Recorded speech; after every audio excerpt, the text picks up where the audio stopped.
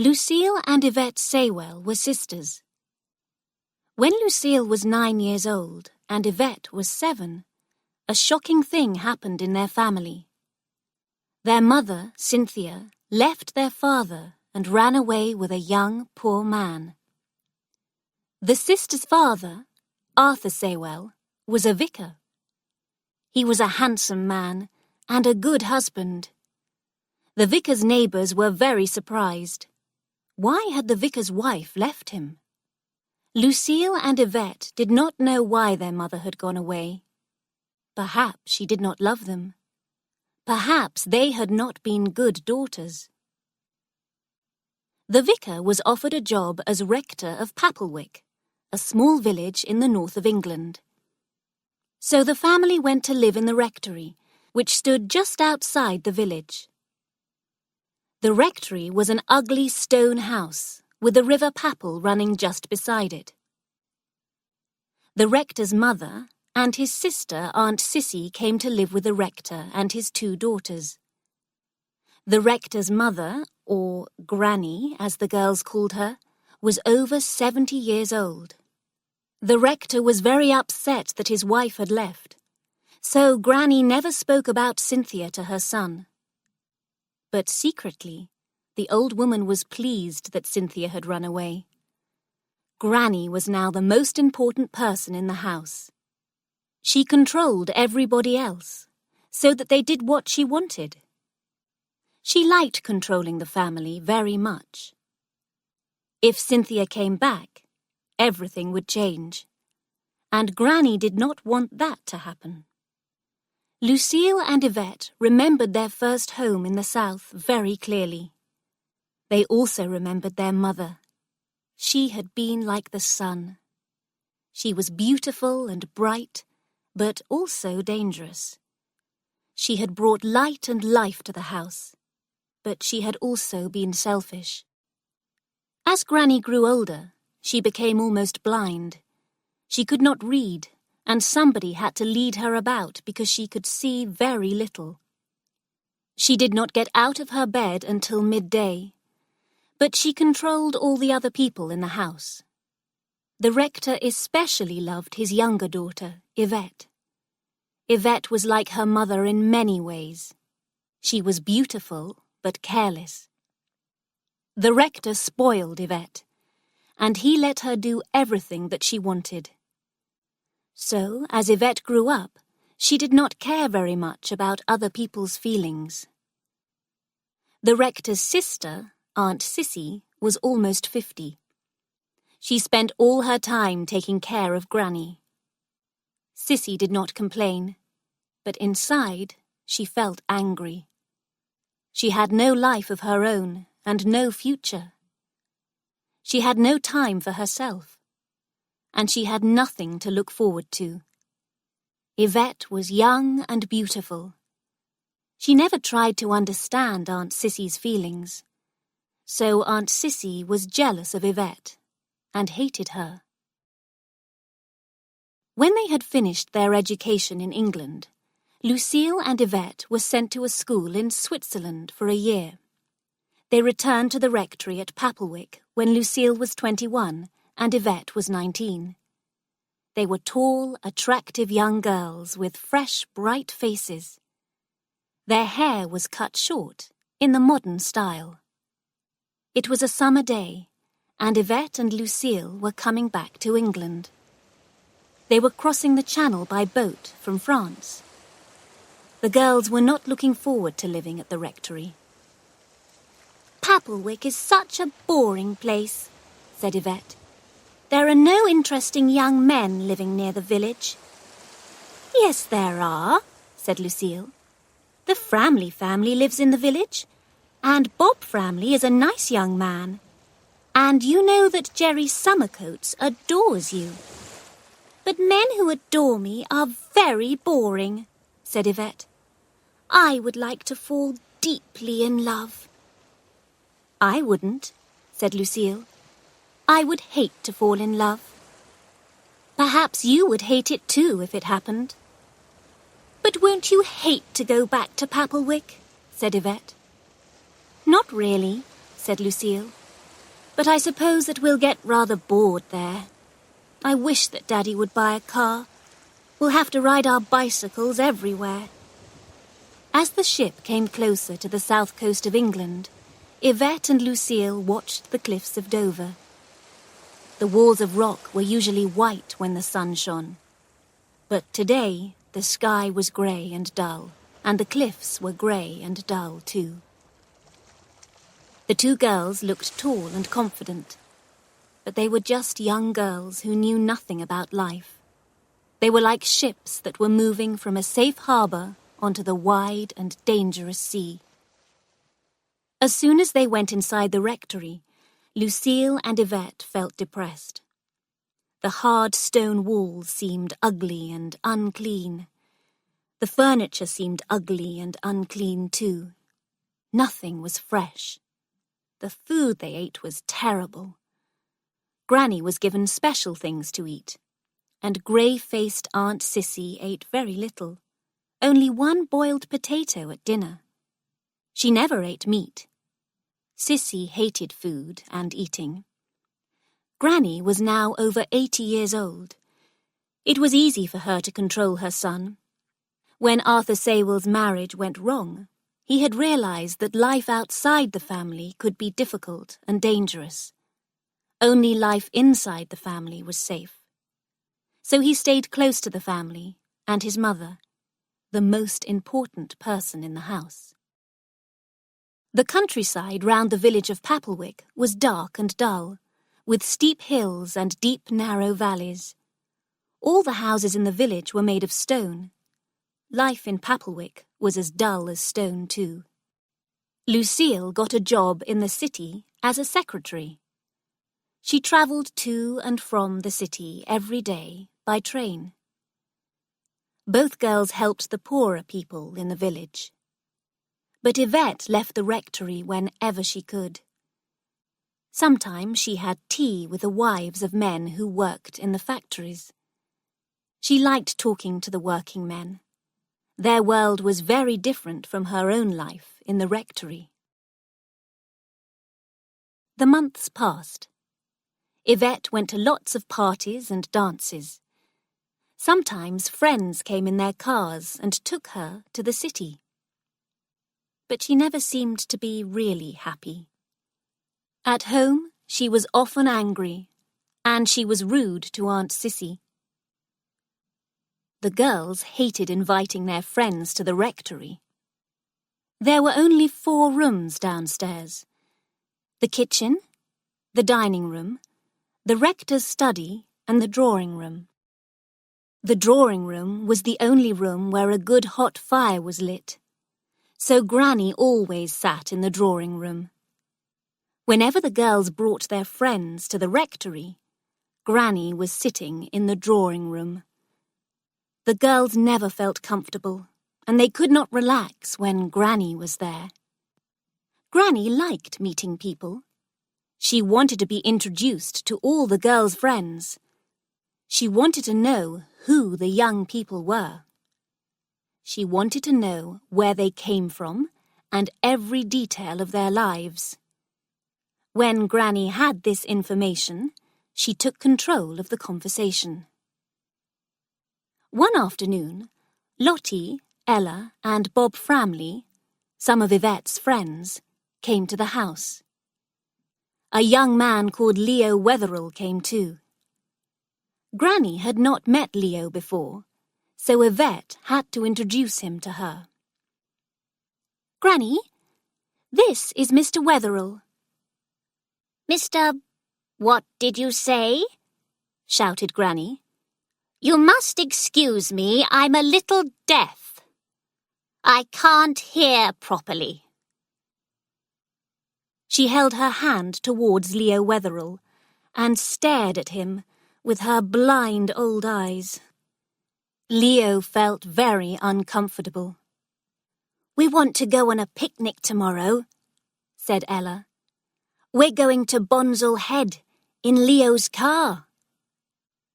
There was a wonderful view from the top of Bonsall Head. From this high hill, you could see across the countryside for miles around. Did you say Bonsall Head? asked Granny. Yes. There was a silence. Did you say that you were going in a car? asked Granny. Yes, said Yvette. in Mr. Wetherell's car. I hope that he's a good driver, said Granny. The road to Bonsall Head is very dangerous. Leo is a very good driver, said Yvette. Not a very good driver, said Granny. He is a very good driver, shouted Yvette. Then Aunt Sissy came into the room. Following her was the maid, who brought tea and a plate of little cakes. Several minutes later, Lucille returned from her job in the town. She was very tired and had black marks under her eyes. When she saw all the people in the drawing room, she gave a little cry of surprise. You've never spoken about Mr. Wetherell to me, have you, Lucille? said Granny. I don't remember, said Lucille. You can't have talked about him, said Granny. I've never heard his name before. Yvette was eating the little cakes. Without thinking about anyone else, she took another cake from the plate.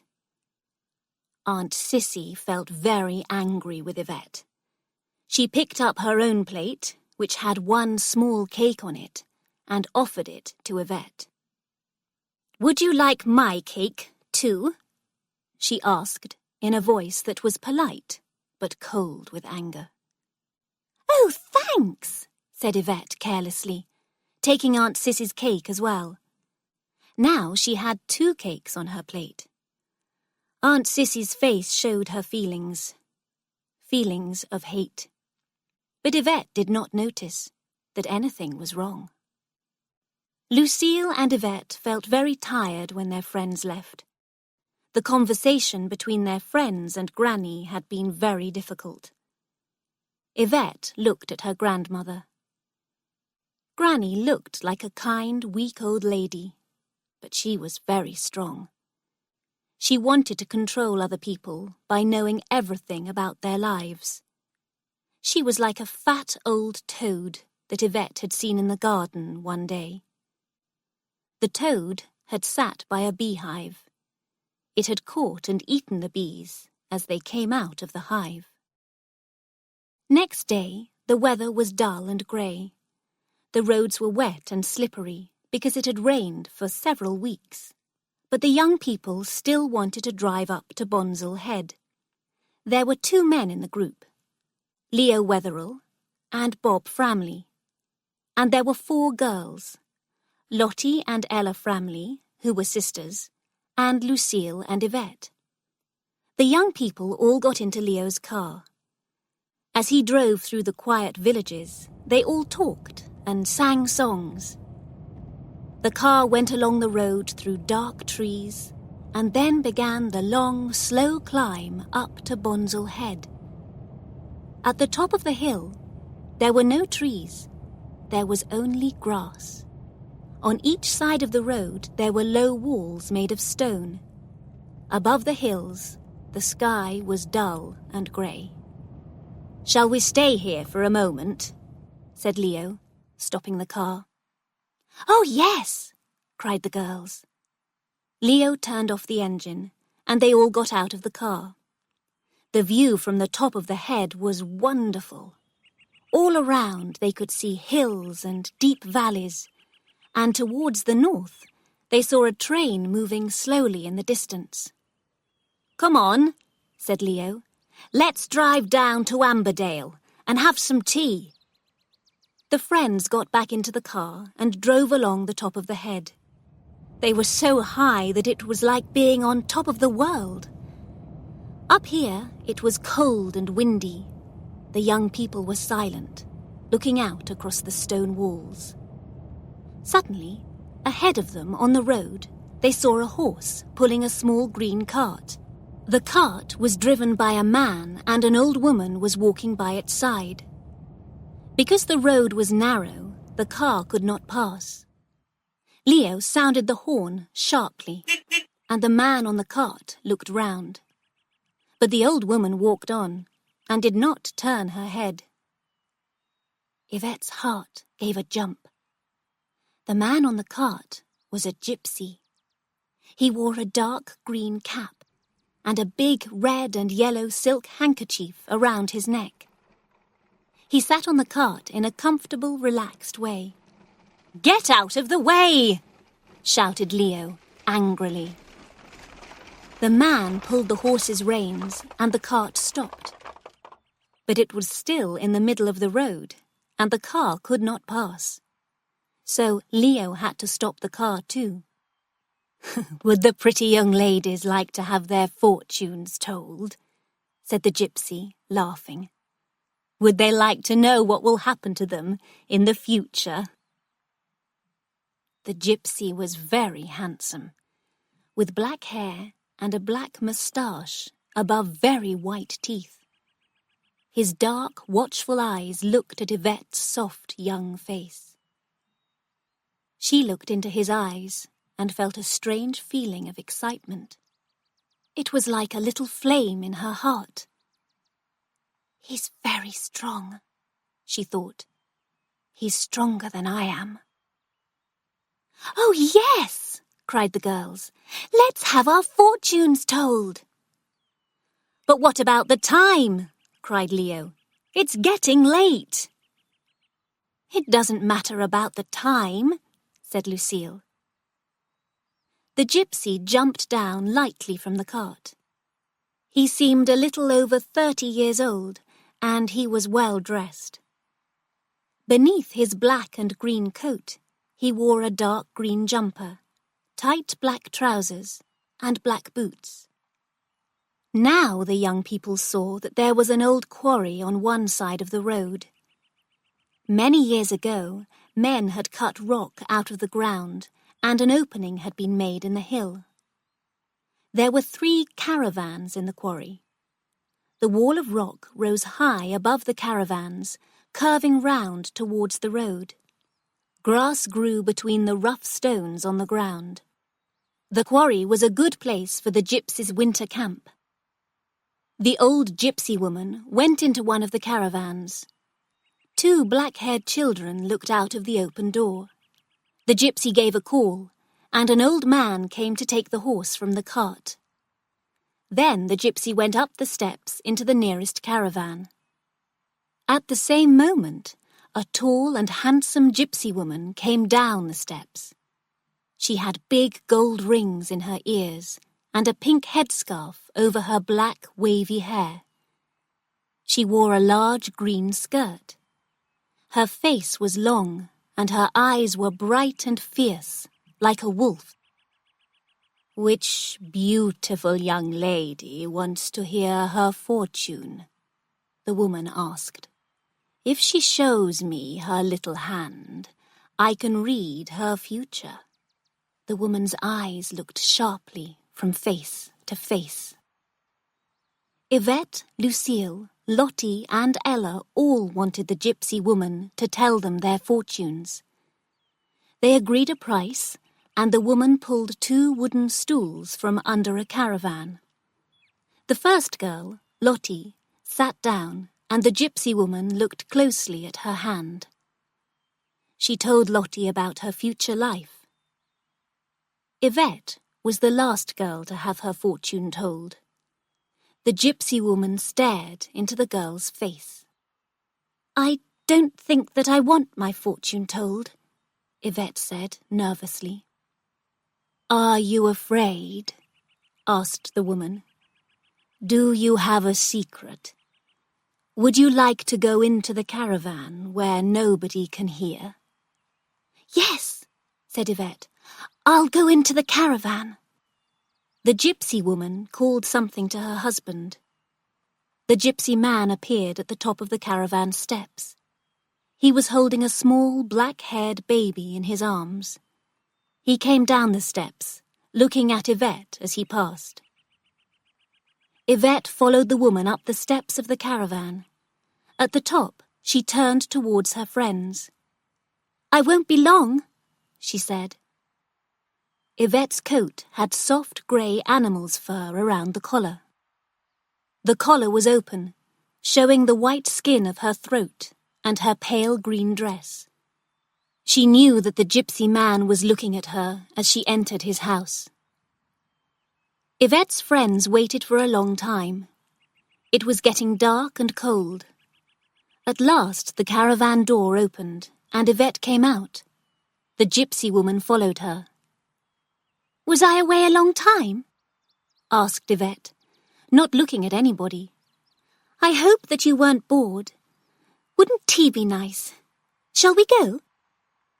"You get in the car," said Bob Framley. "I'll pay." He gave some money to the gypsy woman. As Yvette got into the car, she also put some money into the woman's hand. Leo started the engine and switched on the car's lights. "Good night," called Yvette. As Leo turned the car onto the road, Lucille spoke to her sister. "Yvette, tell us what the gypsy woman said to you." "Oh, nothing exciting," said Yvette. "Just the usual things. My future will include a dark man who means good luck, and a fair one who means bad luck. Someone in the family will die. I'll marry when I'm 23. I'll have lots of money and love, and 2 children. That's all." At the rectory a few days later, there was a big quarrel between Yvette and Aunt Sissy. The quarrel was about Aunt Sissy's window fund. Aunt Sissy had been collecting money to pay for a new, decorated glass window in the church. This window was to remember the men from the village who had died in the war. Aunt Sissy had asked Lucille and Yvette to collect money for the window fund too. She gave each of them a special money box. The quarrel started when Aunt Sissy asked the girls for the money from their boxes. There was very little money in Yvette's box, only 15 shillings. "But some money must be missing. Where is the rest of it?" asked Aunt Sissy. "Oh," said Yvette carelessly, "I borrowed it."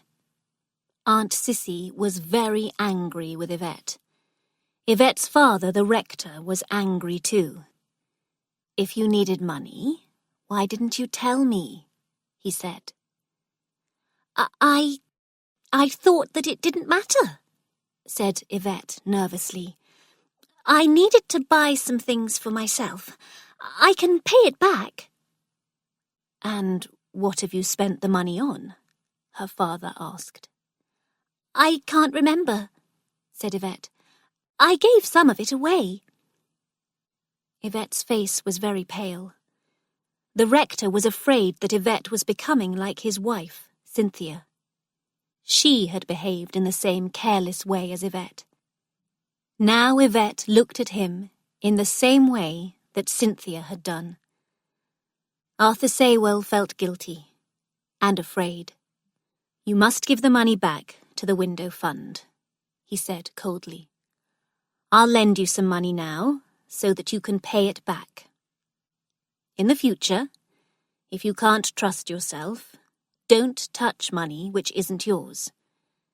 You have not been honest. Dishonesty is a terrible thing." Yvette felt very bad. She knew that she had done wrong. She had been dishonest. She had taken money which was not hers, and she had spent it. Why had she touched the money? The rector paid the missing money to Aunt Sissy, but Aunt Sissy could not forgive Yvette. One night, when Yvette had gone to bed, her door opened softly. Aunt Sissy stood in the doorway of the bedroom, pushing her grey-green face forward. Terrified, Yvette sat up in her bed. "Liar! Thief! Selfish little creature," said Aunt Sissy, in a voice full of hate. "You're a selfish, greedy little thief."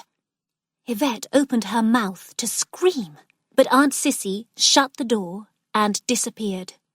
Yvette jumped out of bed and locked the bedroom door. She slowly got back into the bed and lay there, almost mad with fear. "I wish that I were a gypsy," she said to herself. "I want to live in a camp or a caravan. I never want to go into a house again. I hate this house. There's no fresh air here. I want to live my life freely. I want to live in the fresh air, like a gypsy." Then Yvette thought about the gypsy woman who had told her fortune. She remembered the woman's words. "There's a dark man who never lived in a house. He loves you. Other people are treading on your heart. They will tread on your heart until you think that it's dead. But the dark man will blow the spark of life into fire again. A good fire." Yvette hated the cold rectory.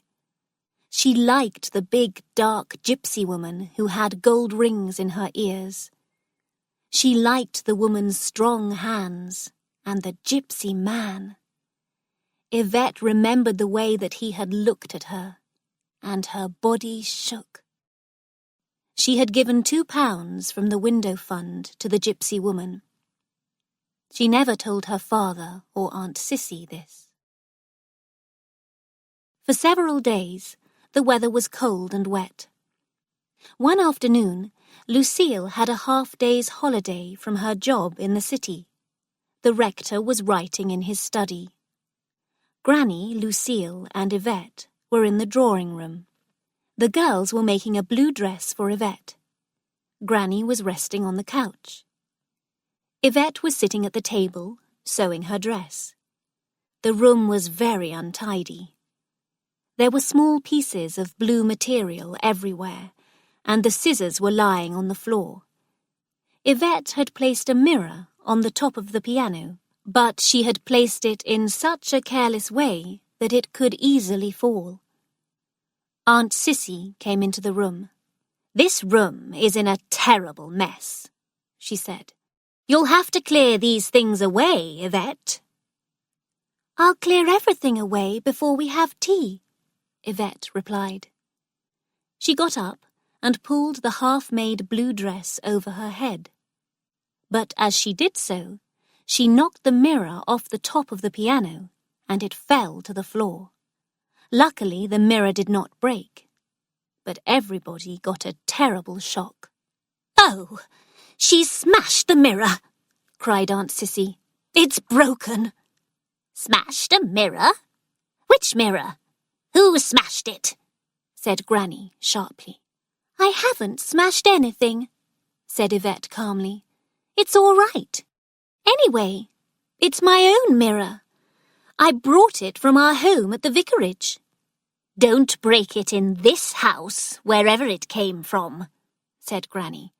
"It's very unlucky to break a mirror.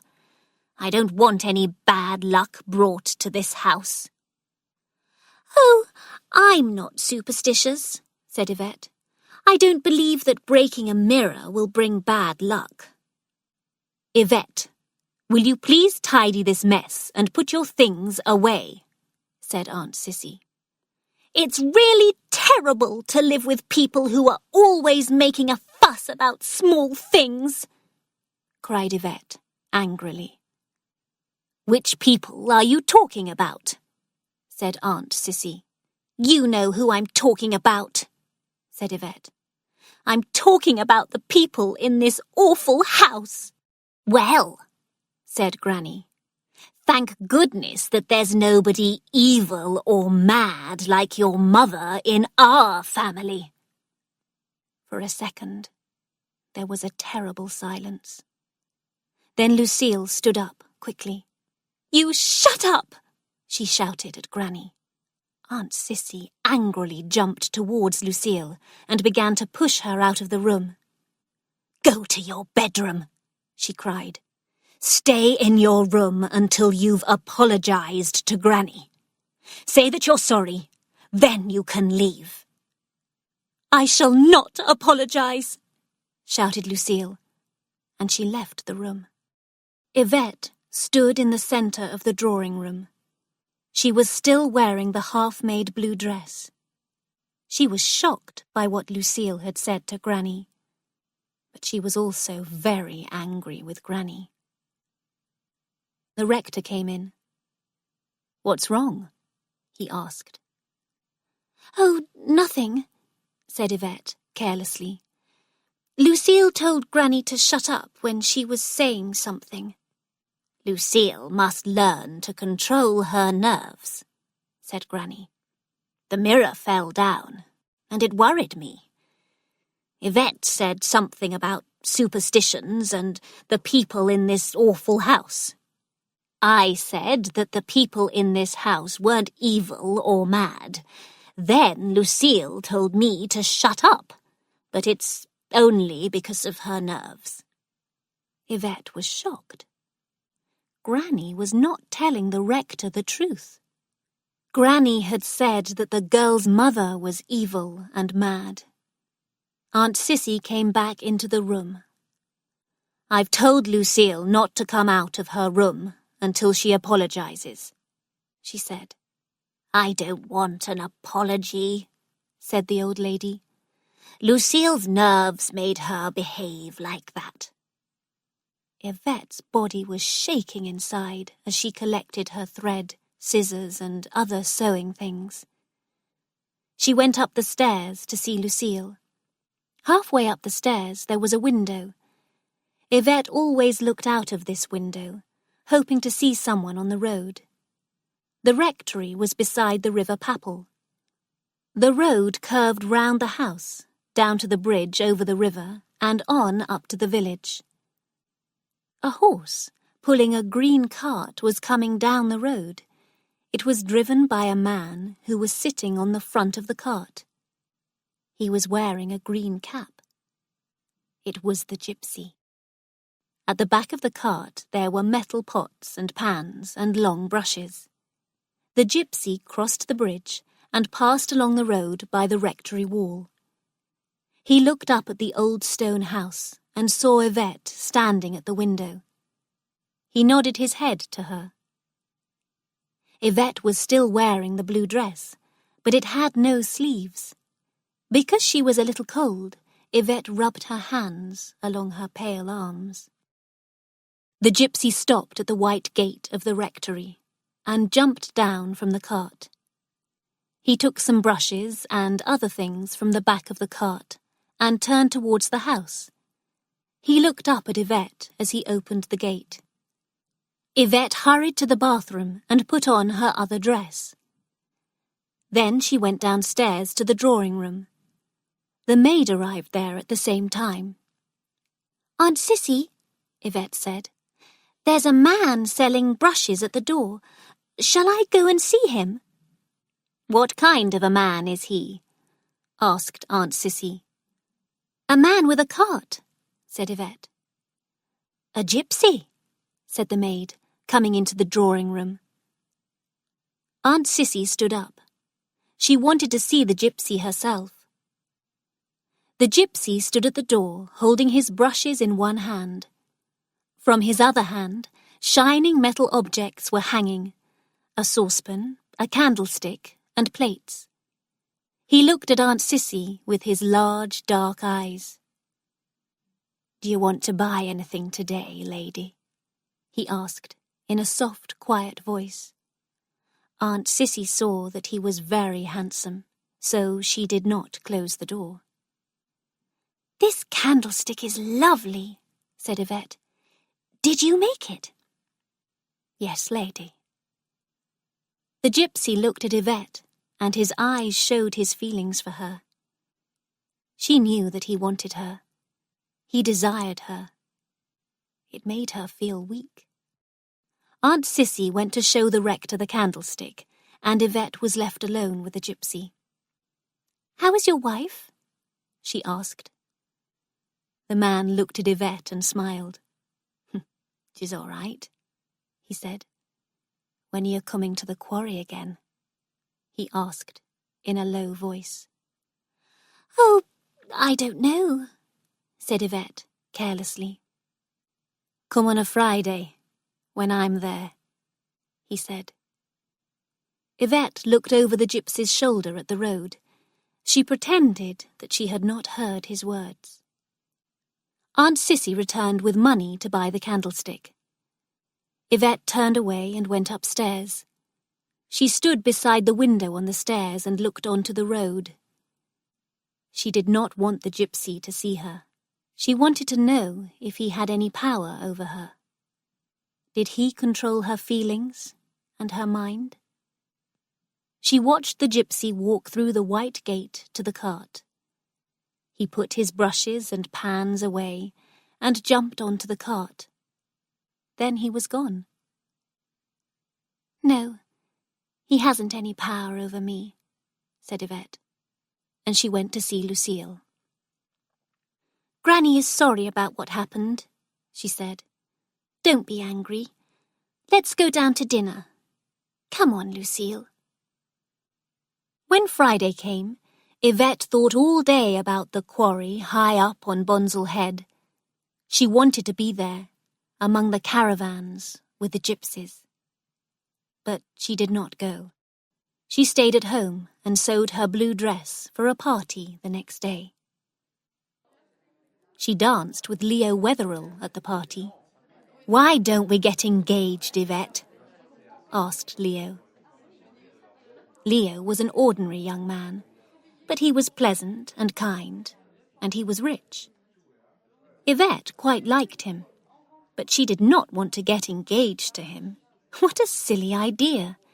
She did not think about Leo's feelings at all. Get engaged? She said. But that's impossible. Since those gypsies told your fortune, I've felt that I am the only one for you, said Leo. And you are the only one for me. Really? Said Yvette, very surprised. Really? You felt the same thing, didn't you? He said. Do you feel the same about me as I feel about you? What? Do you think that I want to get engaged? She said. No. How could I dream of such an impossible thing? The musicians began to play again, and people stood up to dance. Leo looked at Yvette. I won't dance any more, she said. But do go and ask somebody else to dance with you. Leo stood up angrily and walked away from her. Yvette watched the young men dancing. Then, suddenly, a picture of the gypsy came into her mind. She saw his face, his straight nose, his smiling lips. She saw his black eyes, which seemed to look deep into a dark, secret place inside her. The gypsy was so different from the young men around her. Yvette did not want any of them. When Leo smiled at her, his smile did not make a flame burn in her heart. The next week, it rained again. But when Friday came, it was sunny and cold. Yvette told her family that she was going for a ride on her bicycle. But she did not tell them that she was going to visit the gypsies' camp. It was February, and the sun was not strong enough to melt the ice on the ground. But the sun made Yvette think of spring. Her body was warm from cycling, but her hands were very cold. She was not wearing gloves. The horse and cart were not in the camp. The gypsy man was sitting on the ground, making a metal bowl. He was not wearing a coat or a cap. The sun shone on his black hair and green jumper. An old woman was cooking some food in an iron pot over the fire. 3 small children were playing near her. The man looked up as Yvette got off her bicycle. How are you all? She asked politely. All right. Do you want to sit down for a minute? He said, pulling a wooden stool from under a caravan. Yvette went to the fire to warm her hands near the flames. "Are you cooking dinner?" she asked the old woman. "Yes," the woman replied. "Dinner for him. And for the children." She pointed at the 3 black-eyed, black-haired children. They were staring at Yvette. The gypsies, their caravans, and everything in the camp was clean and tidy. The children began to play again like little wild animals. "Are they your children?" Yvette asked the gypsy man. He looked straight into her eyes and nodded. "Where's your wife?" "She's taken the cart to try and sell things. I don't go selling things. I make them, but I don't go selling them. Not often." Yvette sat down on the stool. "You said that you would be here on a Friday," she said, "and the weather was fine today, so I came this way." "It's a very fine day," said the gypsy. "Do you want some dinner? There's meat with some beans in it." "Yes, please. I'll have just a little," said Yvette. "Do you want to come up into the caravan and wash your hands?" "No, thank you," she said. "They're clean." They ate the food, sitting round the fire. The children sat on the ground, eating beans and meat with a spoon or their fingers. The gypsy man was silent. Then the old woman made some coffee. Yvette took off her hat and shook her short brown hair in the sunshine. "How many children do you have?" Yvette asked suddenly. "5, I think," replied the gypsy slowly, looking up into her eyes. He held a cup of coffee towards her, and she took it. She knew that he was sitting there silently, like a shadow. Yvette's hair fell across her face as she put her lips to the hot cup. She felt very weak, as if the gypsy had complete power over her. And as he drank his own coffee, he looked at her. "Do you want to go to my caravan now and wash your hands?" he said. "Yes, I think so," she said. He got up quietly. Then he spoke a few words to the old woman and climbed up the steps to his caravan. Yvette stood still at the bottom of the steps. Suddenly they heard the sound of a car. A big, powerful car passed the quarry, then stopped. The gypsy came down the steps of the caravan again. "Put on your hat," he said to Yvette. Yvette went back to the stool by the fire. The gypsy picked up his tools and began working on the metal bowl again. "May we warm our hands at the campfire?" said a voice. A small woman came towards the fire. She was wearing a fur coat, but her body was shaking with the cold. A large, fair-haired man was following her. He was tall and strong, with a body like an athlete's. The woman sat at the fire and held her hands towards the warm flames. The gypsy was still making his metal bowl. The big blonde man went over to him. "We're on our honeymoon," the woman said to Yvette. "But it's a honeymoon before we're married." "Really?" said Yvette. She was surprised. "Yes. Have you heard of Simon Fawcett?" the woman asked. She was talking about a rich, well-known engineer in northern England. "Well, I'm Mrs. Fawcett. My husband is divorcing me. As soon as the divorce is complete, I'm going to marry this man, Major Eastwood." She turned round and looked at the large blonde man who was talking to the gypsy. Then she looked at the gypsy. Her big brown eyes shone. "He's a handsome man," she said. "Yes, quite handsome," said Yvette. "Are you cycling?" asked the woman, looking at Yvette's bicycle by the caravan. "Yes, I'm going down to Papplewick," replied Yvette. "My father is the rector of Papplewick." Major Eastwood came and stood by the fire. "We were talking about the war," he said. "I thought that I remembered that man's face. He served in my regiment. He took care of the horses. He was excellent." "Why don't you come with us in our car?"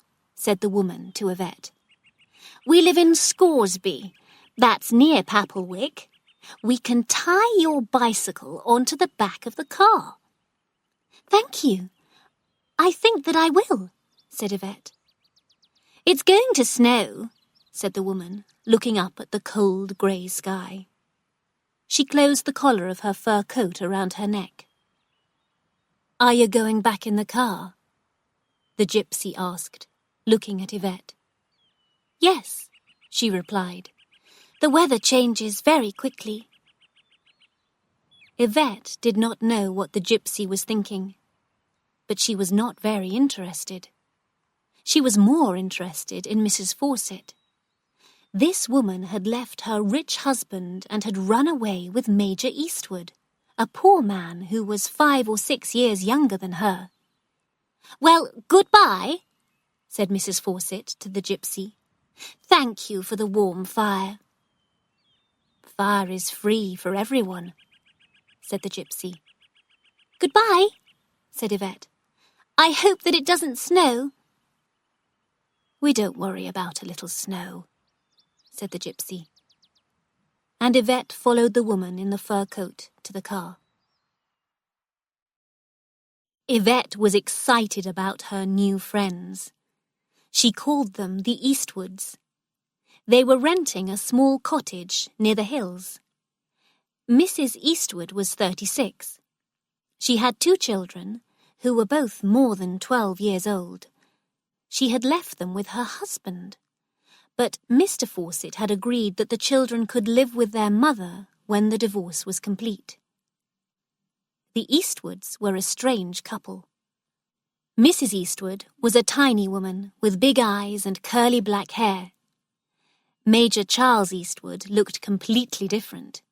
He was a big young man with bright blonde hair and light grey eyes. He looked like a great pale bird of winter. The Eastwoods invited Yvette for a meal at their cottage. Yvette thought that they were very unusual and interesting people. She told Lucille about her new friends, but she did not tell the rector, Granny, or Aunt Cissy. She knew that they would ask her a lot of questions.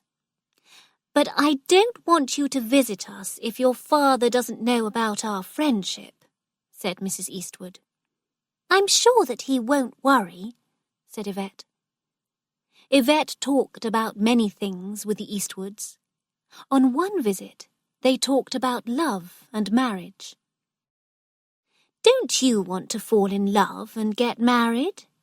asked Mrs. Eastwood. "No, not really," said Yvette.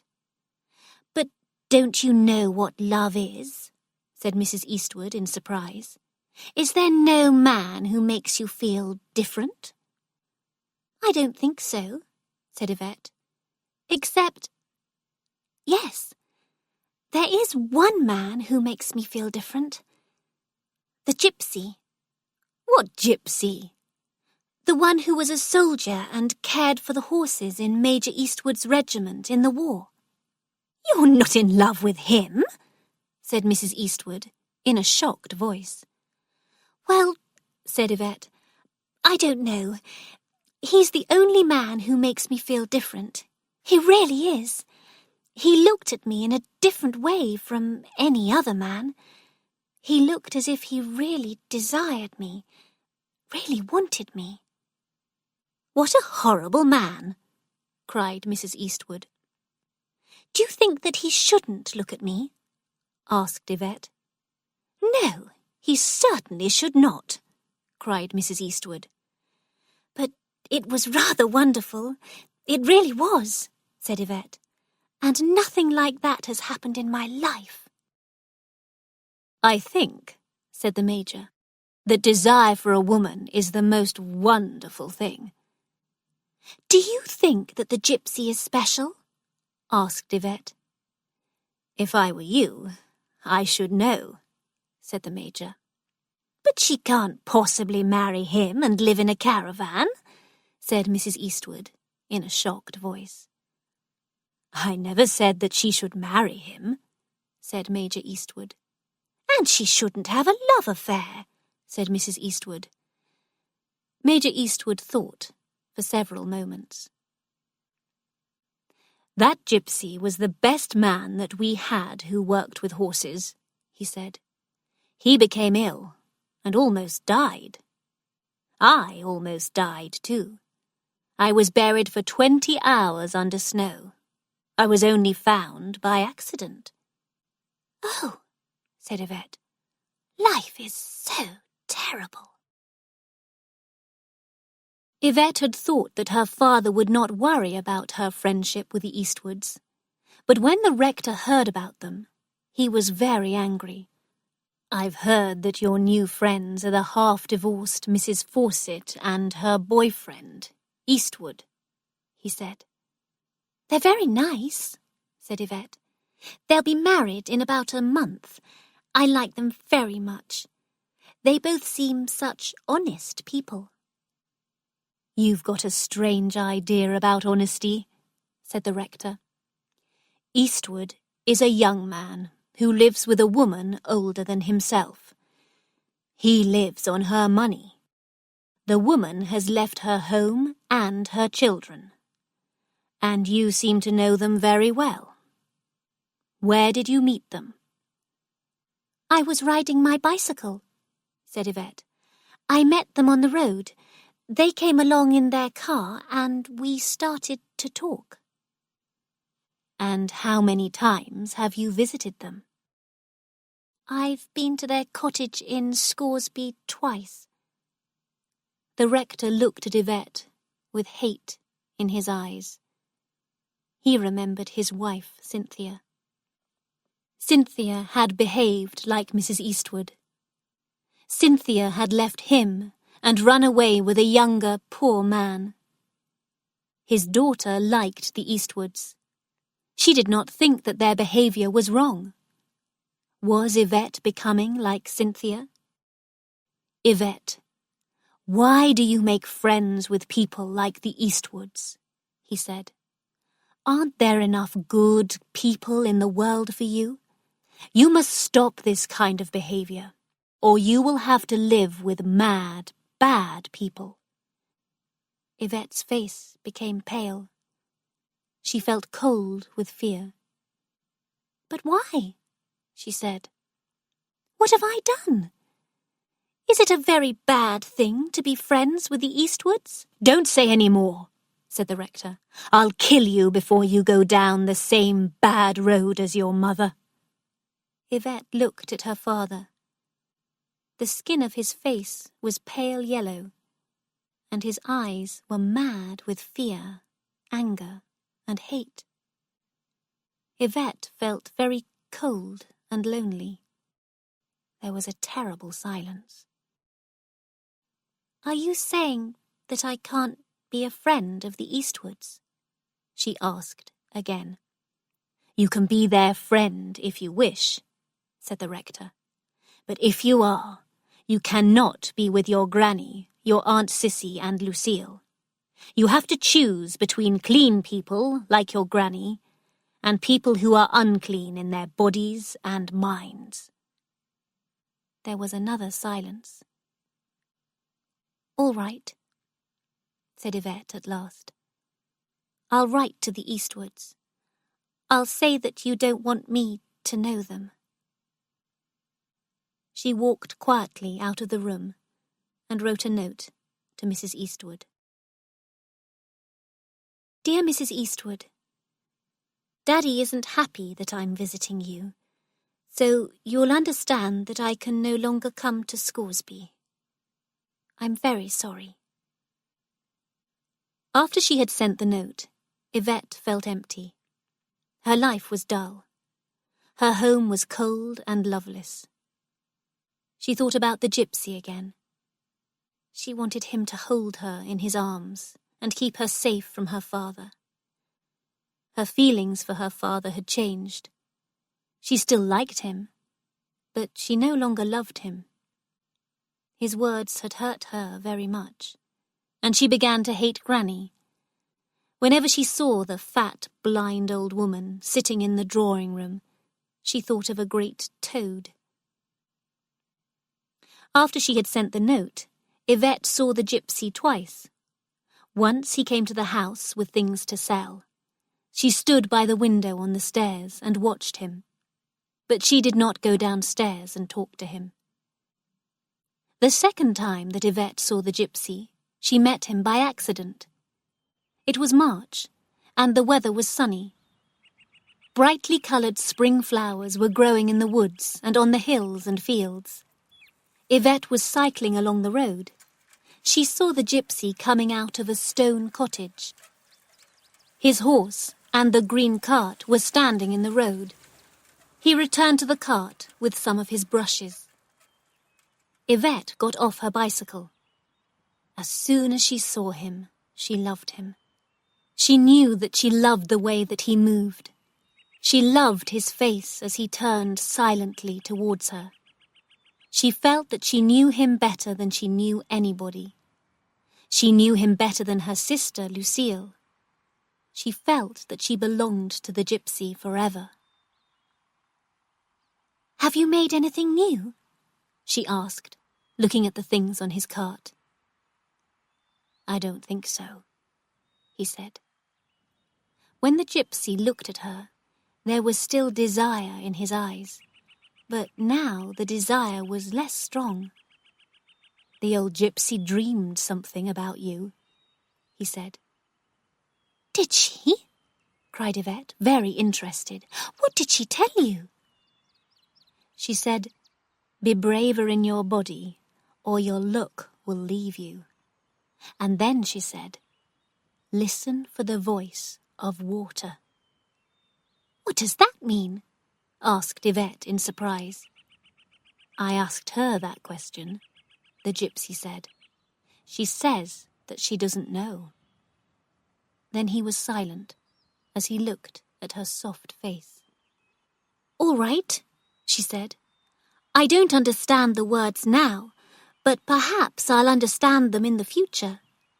She looked at him with clear, shining eyes. "Aren't you coming to the quarry again?" he said. "Perhaps I'll come sometime," she said. "It's spring," he said, smiling and looking round at the sun. "We're going to pack up our camp soon and go away." "All right," Yvette said. "Perhaps I will visit before you go. I'll come and say goodbye to your wife and the old woman who sent me the message." But Yvette did not visit the gypsies' camp at the quarry. She went out with her friends to parties, and she danced with Leo Wetherell. She wanted to go and say goodbye to the gypsies, but she did not. It was Friday afternoon. The weather was fine, and the sun shone brightly on the yellow flowers in the rectory garden. The river Papel was very full of water. The water rushed quickly and noisily under the stone bridge. It was unusual for the river to have so much water in it. Yvette felt very lazy. She did not want to do anything. She walked in the garden by the river. The rector had gone out, and Lucille was at work. Granny was inside the house with Aunt Sissy. Yvette sat on a wooden seat, which was only a few feet above the river. She thought about the gypsies. "The gypsies' camp is a better home for me than here in the rectory," she thought. Yvette looked again at the river. The brown water was rushing past the garden extremely quickly. She remembered the message from the old gypsy. "Listen for the voice of water." Yvette heard a voice calling her name. Aunt Sissy was standing by a door of the house, waving her hand. "Yvette, I'm going to the village," Sissy shouted. "I won't be away for long. Don't forget that Granny is alone." "All right," Yvette shouted back. The sun was beginning to go down. It was past 5 o'clock. Yvette would have to go back into the rectory soon. Once again, she would have to be in those horrible rooms with Granny. She walked by the river. She did not want to go inside the ugly house. Suddenly, she heard the sharp noise of a horse and cart on the road, and somebody was shouting. It was the Gypsy. He was waving his hands at her wildly and shouting. Yvette turned and looked behind her. At that moment, she heard a sound like the roar of a great and dangerous animal. A huge wall of water was coming around the bend of the river and rushing down towards her. The Gypsy was shouting and running across the garden. He pulled her arm and screamed, "Run!"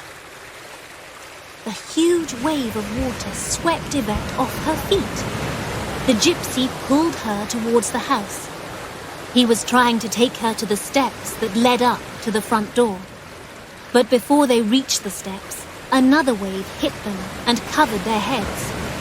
The water was as cold as ice. The Gypsy pulled Yvette up again. "Go to the steps," he shouted in Yvette's ear, pushing her in front of him.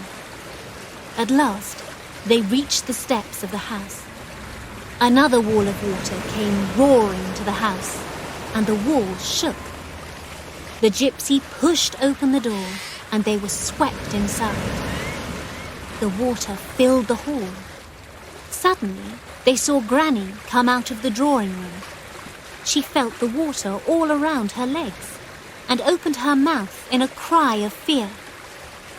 Yvette climbed up the stairs. Water poured from her hair and clothes.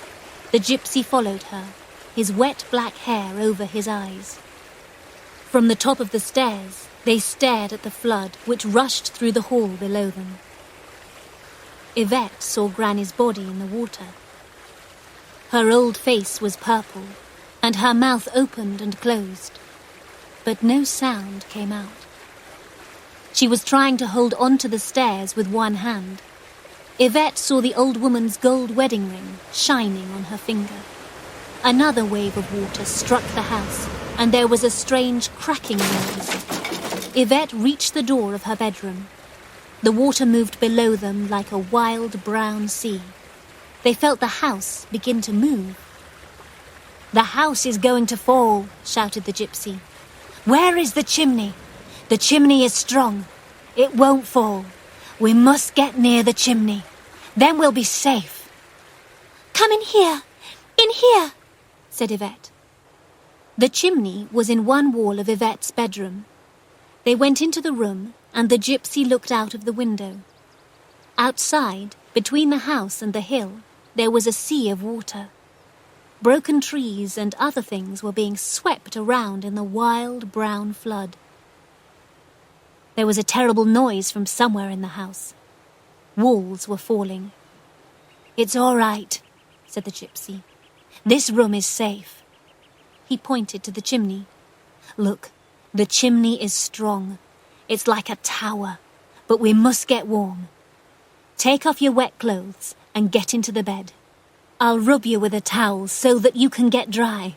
I'll dry myself too." The Gypsy pulled off his wet clothes. He took a towel and began to rub his cold, wet body quickly. Yvette took off her dress.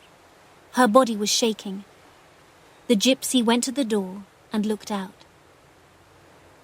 The sky was quite dark now. The end of the house that was nearest to the river had gone. The water had swept the walls away. The stairs had disappeared too.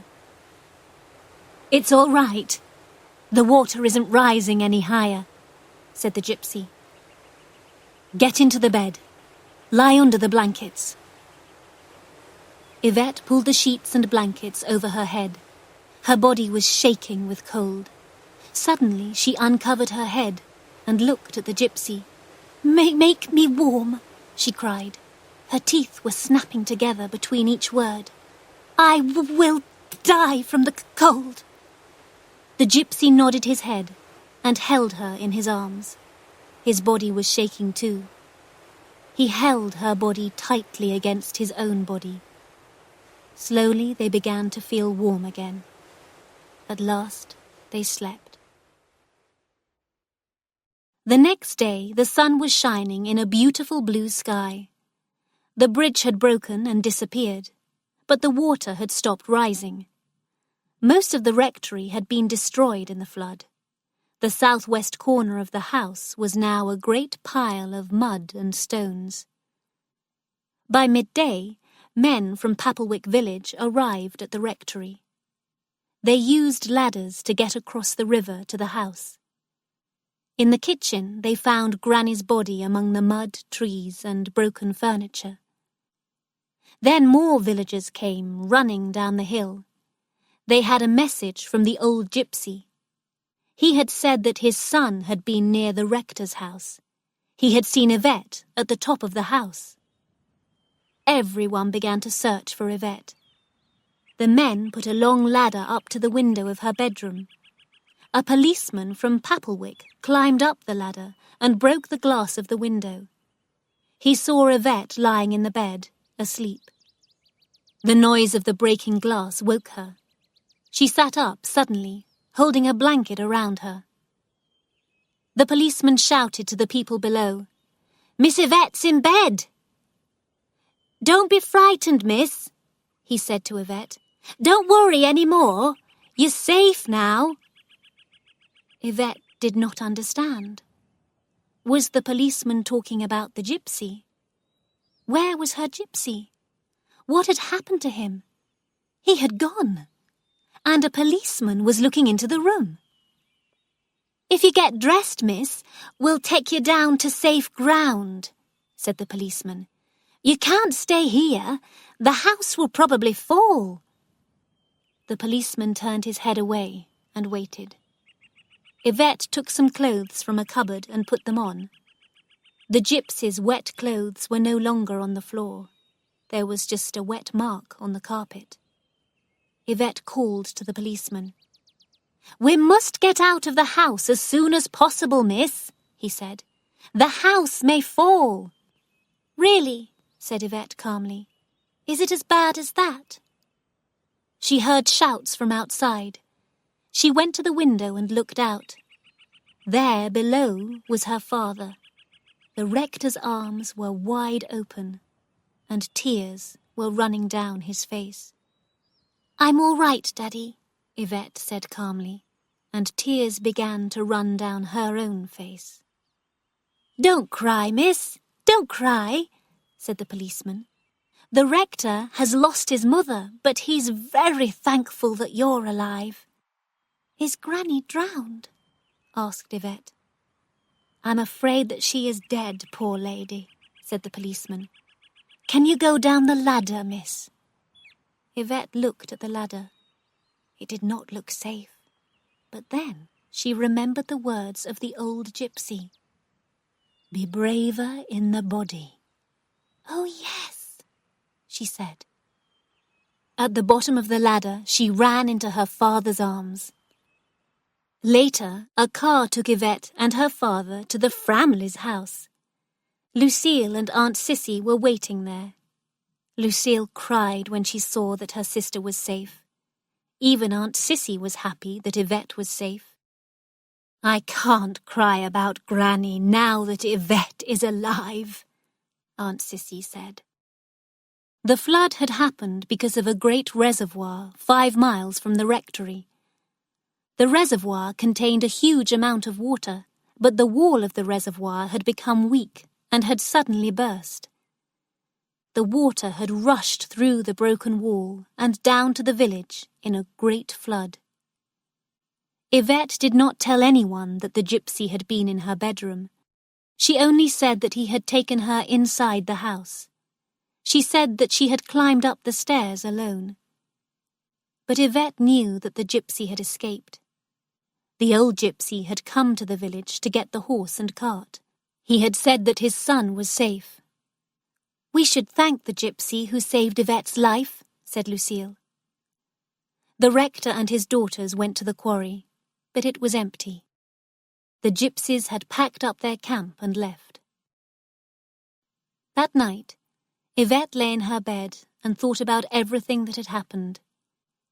There was a deep pain in her heart. "Oh, I love him. I love him. I love him," she said to herself. Sometime later, Yvette received a short letter. "Dear Miss, I saw in the paper that you were all right. So was I. I hope that I'll see you again one day. I came that day to say goodbye, but the water gave me no time. Your servant, Joe Boswell." For the first time, Yvette realized that the gypsy had a name.